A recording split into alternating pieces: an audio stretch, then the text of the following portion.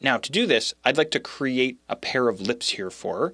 Now what I'll have to do is turn my anchor points back on by hitting Control H or Command H on the Mac here. And in the area of her mouth here, I'm going to use a darker color. There we are, maybe something like this. Fill both these anchor points here with this darker color. Now it's not looking perfect, but hopefully this will give you the idea. And to create this pair of lips, I'm going to zoom in a little bit here. And I'm going to use my pen tool to quickly trace out the shape of her lips.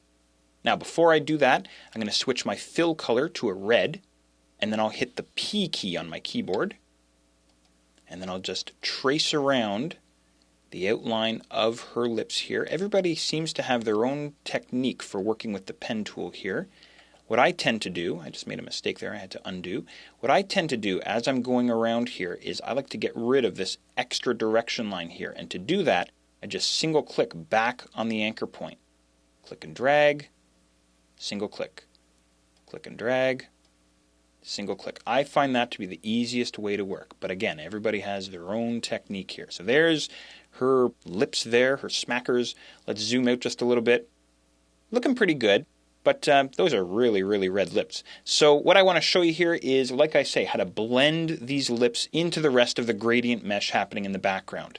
There's a couple of different ways to do this. The easiest way is to use my transparency palette. So I'll get my swatches out of the way here for you. And I'll bring my transparency palette over onto my screen. And what I can begin doing is working with the transparency palette's blending modes.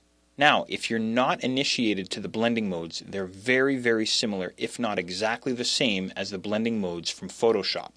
So I can come in here and work with color dodge if I like, or screen, or overlay, or whatever blending mode you'd like to try.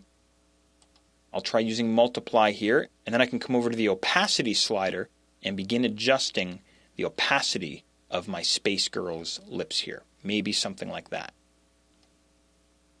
Now, if I had other objects here, I could easily blend them into the gradient mesh that's filling the Space Girl's face here if I wanted to. But I'll leave things at the lips there, so I have something like this. It's looking pretty good. Still needs a little bit of work, but there's at least an introduction to working with gradient meshes.